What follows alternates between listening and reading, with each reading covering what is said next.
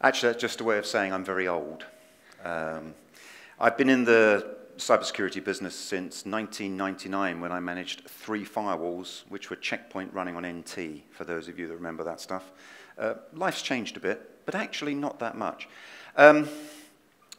Before we start, so a few things. Number one, actually I want you to do most of the work in this session, because I know what it's like when you go to these workshops and presentations. There's some guy sitting in front of you with 20 PowerPoint slides. I personally hate that, right? So I'd like you to do some of the work. Ooh, scary. Okay. Second thing is, are you all familiar with the Chatham House rule?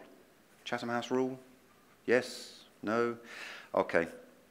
British military thing. Basically, we can talk about lots of stuff, but when you leave the room, or for those of you watching online, when you go and talk to your friends, you don't attribute that information to anyone. So if, for example, the managing director of one of the large banks in Latvia were to say, oh no, we don't have any security, you do not go back and report that. Right? This is a conversation between friends. And on that basis, I will be drinking tonight at the bar, and I expect to have more of these conversations with you. Okay. Last thing, if I can get the technology to work, here we go. What I'm really going to do in this session is ask 5 questions. And the reason for that is very simple.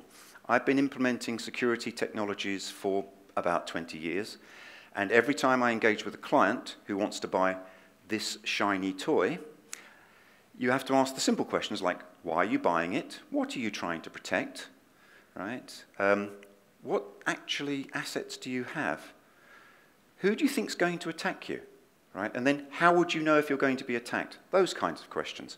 So what I want to do in the rest of this session is ask those questions and give you some examples of how perhaps you might answer them. Does that sound like a plan? I'm looking for nodding. I've been told in Latvia you're very polite people, right? So just a little nod will do. Okay.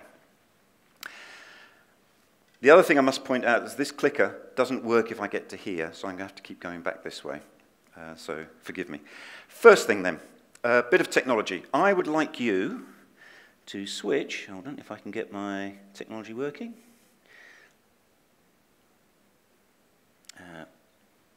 And show.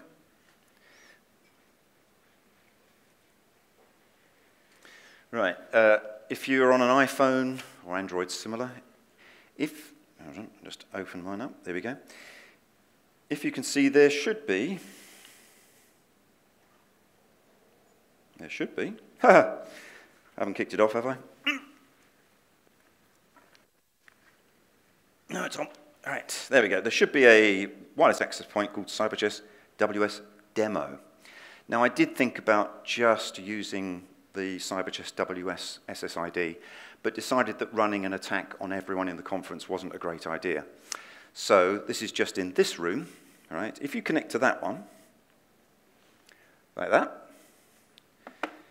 you should have access to everything that you did have. It's fine, because actually it's going through my laptop. So now we're just going to do a little test.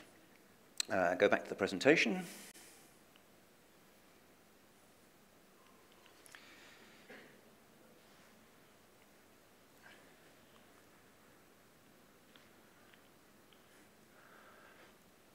So this is an exercise in trust and risk. The trust is you have to trust me that I'm not doing anything particularly dangerous to your mobile device or your laptop. I can't see anyone with a mobile device out, by the way. Is it only me that's going to trust me? Yeah. Hey, good guys. Good guys. Okay, I'll show you how this works, and then later over a drink, I'll tell you how to set it up, and then you can run this on your own people, because it's great. Ever been to an airport and you connect to the... Do you connect to the Wi-Fi in airports? See, you're the suspicious crowd, right? Believe me, most of your users connect to the Wi-Fi in airports. How much authentication of the SSID in an airport is there? 0, right? I can pretend to be any wireless access point I like to be. I used to do this about 10, 15 years ago in train stations in the UK, and it's amazing what people do on unsecured wireless access points. But just for this one, what I'm going to do is a very simple exercise. See, no one's connected, so I can't really get you to do it, so I'll have to show you myself, which is why I've got my phone on display. So let me just, sorry, go back to the phone. Right. So note I'm on a different wireless access point. And there's, can you see that? So everyone fly through Riga Airport now and again? So this is their flight arrivals page, right? But what I've just done, hold on, I've been too good. Let's just go back to that again. But what I've done is I'm now intercepting all the traffic, putting a simple bit of JavaScript in there. So I'm injecting some JavaScript into their page, and in the best traditions of the internet, there is an advert. God, that is the best traditions of the internet. There's going to be another one. Yeah, there's probably going to be another one. Let's just try that again. Ah, I hear someone actually went to, yeah, good man. In the best traditions of the internet, right, there should be Rick Astley. Come on, Rick, come on, you can get there, my friend. Unfortunately, I have now been got by whatever bot is in YouTube trying to sell me on buying some application. This is one of those, believe me, this worked perfectly in rehearsal. Okay, there he is, our friend. And if you have more creative ways of rickrolling people, please do them, because it really, really annoys them. You'll notice I have not got the sound turned on.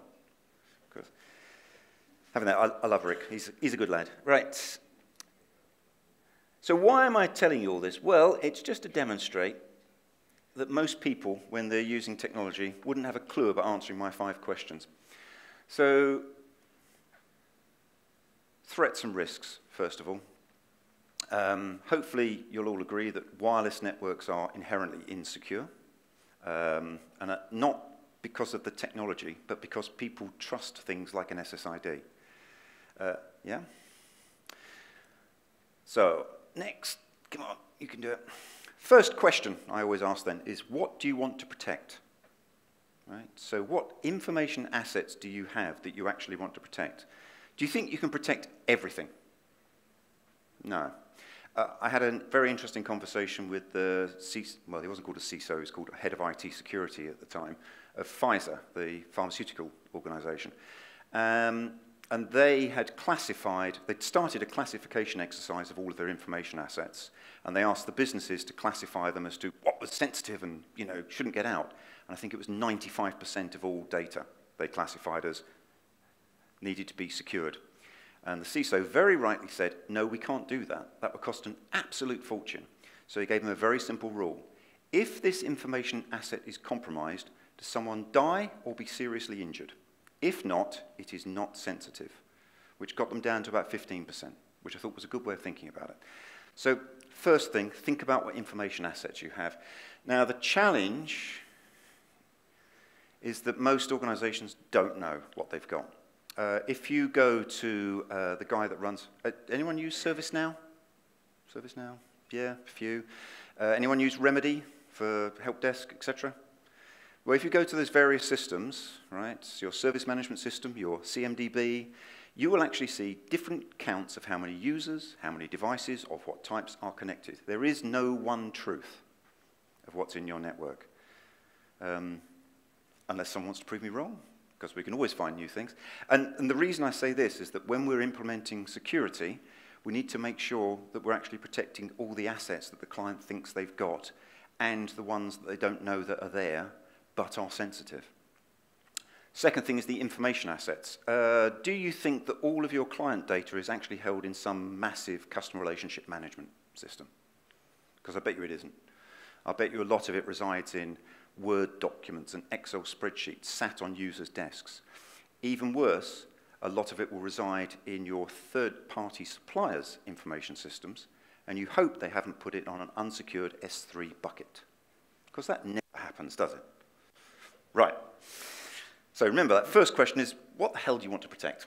I can, given time, I'm not going to actually. I can show you some asset management platforms that attempt to, actually, who's running a SIM or SIEM or whatever we're calling them nowadays?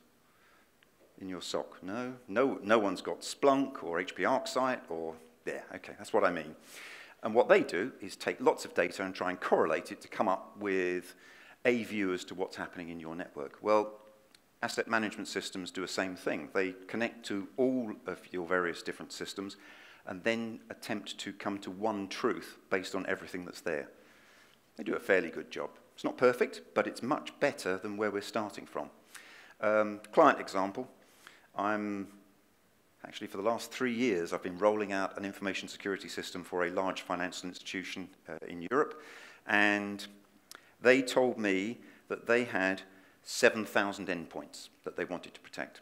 Well, we found 12,000 so far, which actually, given the number of employees in the company is 12,700, sounds a better figure, but they said 7,000, right? But we find more. And the good news from our perspective, Deckel, is that we can charge them a bigger license because we're finding more stuff. Brilliant. Okay, that's asset management. I want to focus a bit more, though, about threats, because we've heard in other sessions about threat intelligence. We've heard about the kind of threats, DDoS, for example, is a threat that you face. And also a conversation about what some of the risks are associated with those threats, right? And the controls you need to put in place. Quick question. How would you define a risk? Anyone? No. You see, they were right. Latvian audiences are polite. Thank you. I'll give you a view. The risk associated with a threat is the likelihood of it occurring times the impact that it has for you. Okay, so the risk you're facing from a particular threat is different from someone else. So, for example, if all you're running is internal systems, DDoS on a public IP isn't really a thing you're worried about. If you're running an online gambling system in Gibraltar, then a DDoS on the Gibraltar systems is a major, major problem because that's revenue affecting. Actually, 15 years ago, about 15 years ago, we had a case with a gambling company that were under attack. And basically it was let's face it, it was a Russian group that were trying to extort money from them. And the thing was, when there was a major Premier League event on, they would run a DOS attack on this gambling company unless they paid money. Right? And I'm sure that still goes on today. Anyone running massive online systems? No. People will come knocking and trying to get money from you. Okay, so about 25 years ago, some people in Microsoft got together. Yes, this is a PowerPoint slide from that era, right? And started talking about threat modeling. And it's a very simple process. Start with a diagram. Now, it could be a diagram of a process, or it could be a diagram of an operational infrastructure, right? And you'll see why I'm talking about this in a minute. Start with a diagram. Identify the threats associated with the different components. Right? Don't try and be too clever. Just the threats associated with components. Put in trust boundaries where you need to. Put security controls in place to mitigate those threats. Right? Then check that the security controls work, so you validate them, and then go around the loop again. Just keep going.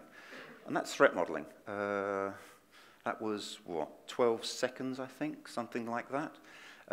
However, how many of you have actually got a formal threat modeling program in place? Okay, so if just from the clients I know that do what I call formal threat modeling, the vast majority are doing an Excel spreadsheet and whiteboards. You're a bit more sophisticated than that. TMT? Oh, Lucidchart, okay. At least you've got diagrams of your network. That client I talked about who had the 7,000 going on 12,000 devices have no network diagrams of how their network actually connects. Right, we've had to discover that. I mean, they've got bits, but they don't have, that's how it all works. And this, again, is remarkably common. Now, I'd like to, if I can get the technology working, I'd like to talk a bit more about sophisticated threat modeling. Because threat modeling isn't that a few people, a whiteboard, Lucidchart, right, and put it together. It's actually involving the software developers and the people that manage the infrastructure and the management team in the whole of the development lifecycle. Because when's the best time to identify and mitigate a threat? When you're developing the application. That's the cheapest, quickest time to identify it. How many people actually have the combination of dev, sec, and ops working together? Well done, there's one at the back. Very rare, very rare. If anyone has swallowed the Agile Manifesto and then moved to DevOps, right, you haven't got any legacy systems, right, because they're the things that stop you doing DevOps. It's still waterfall. It's still like old school. If you're talking about DevSecOps, very, very few organizations include security in the development, right? But that is, I mean, we can all tell logically that's the place to do it. But security people are the people that like to say no. And that's the problem. Whereas developers just want it to work so they can get onto the next thing. You know, sign off that Jira ticket. That's what you want to do. So there are some sophisticated things we can do. And what I wanted to show you is, I told you I'd be flicking backwards and forwards between various things. Right. Oh, that's asset management, by the way. Let's talk about this. This is a threat modeling. Right. I have one threat model, and you might recognize this one.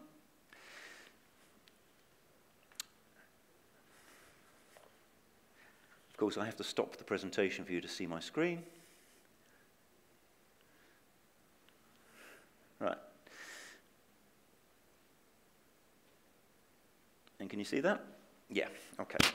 So that website we looked at is running on WordPress, right? Don't knock it. More than 50% of the internet is running on WordPress, right? And as long as you do some things like automatically update all themes, plugins, and the core every day, or maybe every hour, right, it's not too bad. But if you leave old plugins running, it's an absolute nightmare. Anyway, WordPress website. The big problem is HTTP, right? And then a mobile user using a web browser. And if you've threat modeled correctly, if I go to that HTTP link and have a look and see what threats we've got, oh, look. Data interception attacks, content spoofing, input data manipulation. In other words, I can change the forms that you're putting things in with, right? Faking the source of data, denial of service and DNS spoofing. So if I was in charge of that website and I had worked out my threat model correctly and looked at how my users were going to experience the service, I would have quite quickly come to the conclusion that running over HTTP is a very, very bad thing, right? Especially, it's an airport. People are going to be using public Wi-Fi in airports. No, right? So how much does a Let's Encrypt SSL certificate cost? 0, right? 0. And they're automated as well, so you get the updates and everything. It costs nothing, right? But if someone had done the threat modeling and had to mitigate all of the issues before going to production, then that problem would not exist. All right, preaching on threat modeling over.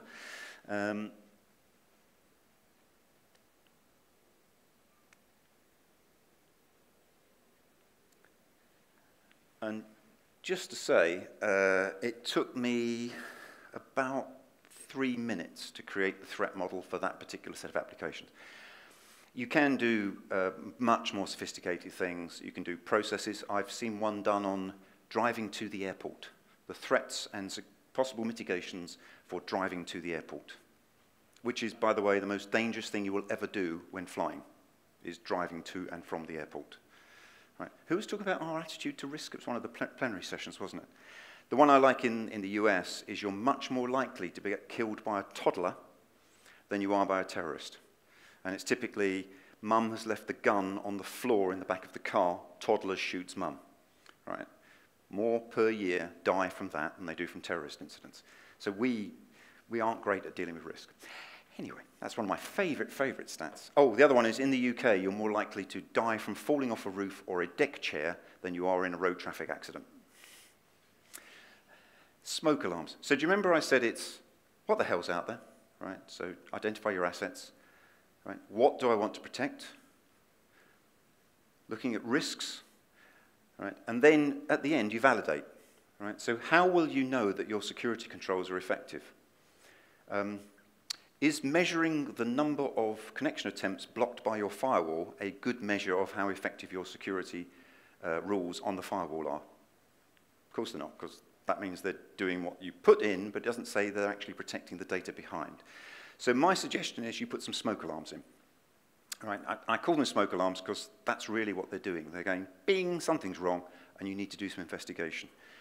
Right, at one end, I'd say maybe you might want to start with this. Look at your supply chains. How would you know if one of your suppliers had been breached and your data or your systems were compromised? Does anyone do anything about that now?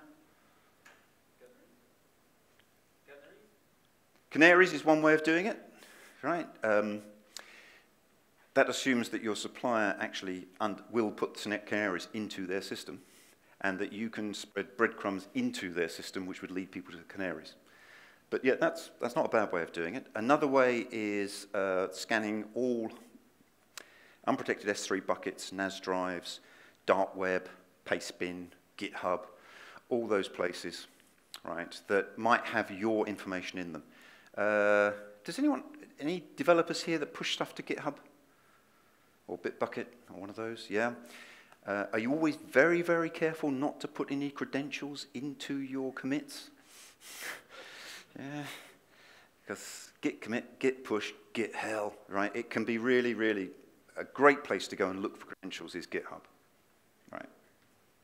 Not that I'm suggesting any of you do, but it's a good place to look for credentials. Likewise, NAS drives. You see a lot of organizations, they will share information internally on a network attack storage drive. The challenge there is that they quite often leave them vulnerable and open to the internet, right? A lot of them, I think it was the IBM one recently, you could bypass the authentication. So that then means any third party can, any attacker can get all the information that's on there. And that might be your information, not your suppliers. A company I work with who, they scan the internet looking for this stuff, they found the diagrams for nuclear submarines on an architect's NAS drive, which was open to the public internet. Obviously, that's not something you particularly want getting out there, right? So that's one, supply chain. The other, come on, there you go. You need a smoke alarm for the supply chain. The other thing, and the bit I get paid for, so pay special attention to this because I get paid if you buy this, right? Sorry, was it not meant to sell anything? Sorry. Well, it's basically canaries, honeypots, using deception technology to lead an attacker, right, to somewhere that you can find out what they're doing, right? Most attacks today, they are not Fancy Bear or some APT group, right, coming in and using very sophisticated targeting techniques. No, it's a simple email that's probably a business email compromise going to one of your, in fact, nowadays you don't aim at the C-level, you aim at the next level down and you pretend to be the chief executive, telling the guy who's substituting for you because you're on holiday to do something. That seems to be the one that really gets people. Anyway, use email, right, compromise the network, either get them to do something from a process perspective or get credentials in to an endpoint and then move laterally around the organization until you find the crown jewels. Remarkably easy to do, by the way. What we do is we attempt to control those attackers by giving them tempting pieces of information to go after. This has been used for years, by the way. I'd love to say we invented this, but we didn't. You can do things like the credit card companies, for example, put in dummy credit card numbers into databases that if that credit card is attempted to be used, will flag. Right? That's quite a simple one to do. I've come across another company that does a similar thing with email. They will have dummy email accounts that if that email account is used to try and log into anything or is used for email, will raise a flag. Right. So our suggestion is that you put in these smoke alarms, right, and then you use them to hunt back for the threats that you missed, which you should have sorted out when you did your development. Does that make sense? No, maybe, yes. Okay.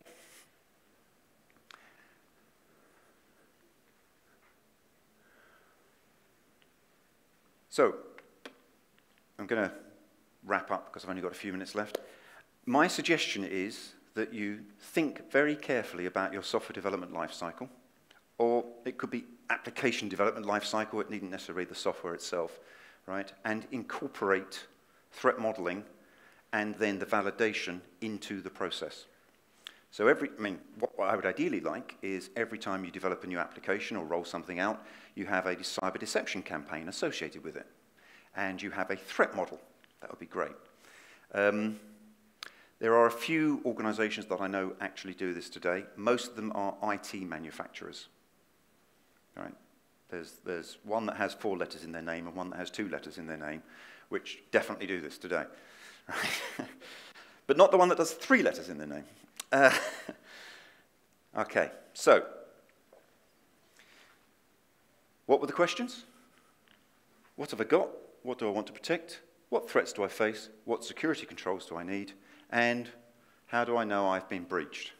If you can answer all of that, then we're all happy people. Okay? And that, I think, is it. Just to make the point, I'm around for drinks this evening, as is Deckel, who I work with. Come and ask us questions. All right, that's the end of the talk, and I think we've got a bit of time for questions. I think we have exactly 1, 2, 3. Yep. Yeah, we have exactly like 4 minutes for questions. First, let's give a big hand to our speaker. Thank you.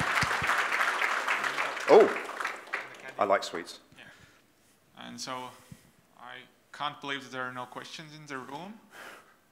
We don't offer candy to the first question, but we should, I think. Yeah, you should give away candy to the first questioner. Too late, I've got it. Nothing in either. We just stunned silence. Okay, then I will ask my question until the group warms up. Like, how do you envision, like, even if you do the proper thing in the beginning, like do the threat modeling and build the software or app according to the threat model, but then how do you keep the model updated as you introduce changes and updates and like the function creep?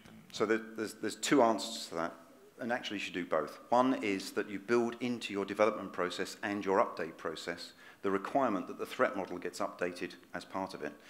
The other thing you can do is you can automate a lot of the threat modeling. So on cloud platforms, I know on Azure and on Amazon today, and probably GCS next year, right? A couple of the tools I've used will automatically import the infrastructure and its configuration into your threat model. So you've got 90% of the work done for you. But better than that is that when you change something in the live operation and you import it again, you get the changes coming through into your threat model. So some degree of automation. So process and automation are the 2 ways to do it.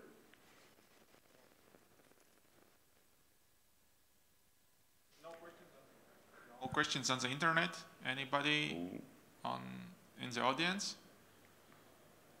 I think everybody is like getting ready to do the threat modeling and stuff. Good. I'll be asking questions. A threat model needn't be complicated. A whiteboard or a lucid chart is a good way of starting. In fact, Visio is a good way of starting. Oh, did I say Visio? Way better than nothing. Yeah. All right. Thank you very much. Thank you. And yeah, see you around.